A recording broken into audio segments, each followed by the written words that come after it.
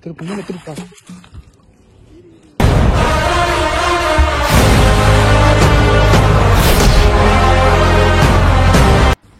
Anders, இன்னைக்கு பதிவில் எதை பற்றி பார்க்க போகிறோம்னா, இன்னைக்கு பார்த்தீங்கன்னா கார்ப் ஃபிஷிங் தான்.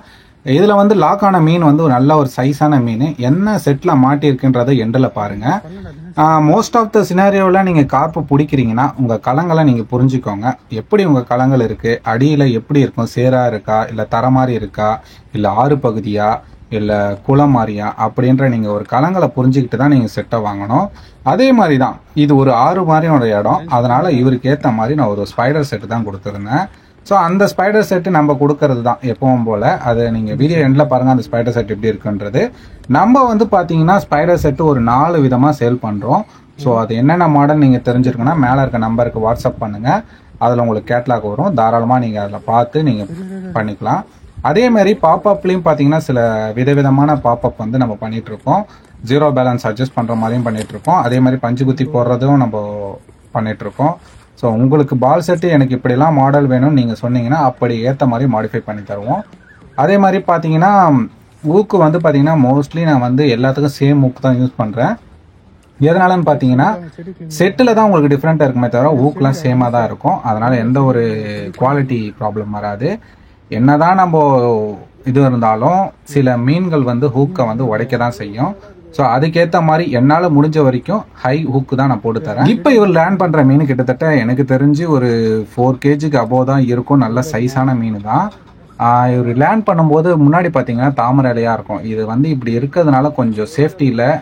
பட் ஆனால் அது ஸ்பைடர்ன்றதுனால 2 பக்கம் மாட்டி இருந்ததுனால அது தப்பிக்க முடியல. இருந்தாலும் அவர் ரொம்ப சேஃப்டியாக எடுக்கிறாரு. ஆனால் இது சேஃப்டி கிடையாது. நீங்கள் மீன் பிடிக்கும்போது கொஞ்சம் சேஃப்டியாக பிடிங்க. ஏன்னா ஸ்பைடரில் கிட்டத்தட்ட 16 முள் இருக்கும். அந்த 16 முள்ளில் 1 குத்திக்குச்சுன்னா மீன் கழுட்டுக்குச்சுன்னா பரவாயில்ல. மீன் கழுட்டாமல் இது மாதிரி துள்ளுச்சுன்னா நம்மளுக்கு உசுரே போயிடும். அவ்வளோ வலி இருக்கும். அதே மாதிரி இந்த ஹூக்கு குத்துச்சுன்னா உங்களுக்கு வந்து டிடி கண்டிப்பாக போடுங்க. இல்லை ஒரு மாதிரி கடுக்கும், நிறைய ப்ராப்ளம்ஸ் வரும். அதனால் சொல்கிறேன், இப்படி நீங்கள் ஏற்றுறதுக்கு நீங்கள் வந்து என்ன பண்ணுறீங்கன்னா ஒரு சிம்பிள் ரவுண்டாக ஒரு வளையத்தில் உங்கள் பழைய வலை சிக்கப்பை அதை கட்டி அழகாக ரவுண்டாக மீனை தூக்குற மாதிரி ரெடி பண்ணிவிட்டு தண்ணிக்குள்ளே விட்டு கூட எடுத்துருங்க, பிரச்சனை இல்லை. அதுக்கப்புறம் கூட நம்ம அந்த ஹூக்கு வந்து அந்த சிக்கப்பையில் மாட்டினா கூட நம்ம பொறுமையாக கழட்டிக்கலாம். நீங்கள் சேஃப்டி தான் முதல்ல பார்க்கணும். இவருக்கு பார்த்தீங்கன்னா நல்ல அனுபவம். அதனால் இவர் வந்து எவ்வளோ நேக்காக ஏற்றுவார், குழந்த மாதிரி தூக்குவார். நீங்கள் வீடியோ எண்டில் பார்த்தாலே உங்களுக்கே தெரியும். இந்த மாதிரி இடங்களுக்கு ஃபுட்டு நீங்கள் தெரிஞ்சுக்கணுன்னா நம்ம வீடியோ நிறைய போட்டிருக்கோம். ஃபுட்டை பற்றி, ஃபுட்டு எப்படி மேக் பண்ணோம் எல்லாமே நம்ம மேக் பண்ணி போட்டுட்ருக்கோம். ஸோ நீங்கள் அதை பார்த்துக்கலாம். அதே மாதிரி வந்து பார்த்தீங்கன்னா இதை பிடிக்கிறதுக்கு பெரிய விஷயம் கிடையாது. களங்களை ஃபஸ்ட்டு சொன்ன மாதிரி களங்களை புரிஞ்சுக்கோங்க. அந்த களங்களுக்கு இந்த செட்டு தான் செட் ஆகுன்றதை நீங்கள் புரிஞ்சுக்கிட்டீங்கன்னா கண்டிப்பாக செட் ஆகும்.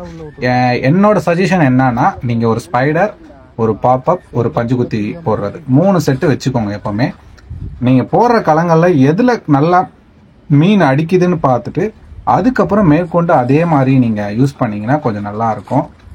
அதுக்கு தான் சொல்கிறேன். நீங்கள் ஒரே மாதிரி வாங்கினீங்கனாலும் உங்களுக்கு மைனஸாக இருக்கும், சம்டைம்ஸ் ப்ளஸ்ஸாக இருக்கும். நீங்கள் எல்லாமே ஒன்று வாங்கி வச்சுக்கிட்டிங்கன்னா கண்டிப்பாக அந்த இடத்த நீங்கள் புரிஞ்சுக்கலாம். பாருங்கள் எவ்வளோ பெரிய சைஸு பாருங்கள் மீன். அது எதனால் வெளியே வரலாம், அந்த தாமரை செடி ஃபுல்லாக போய் சுற்றிக்கிச்சு.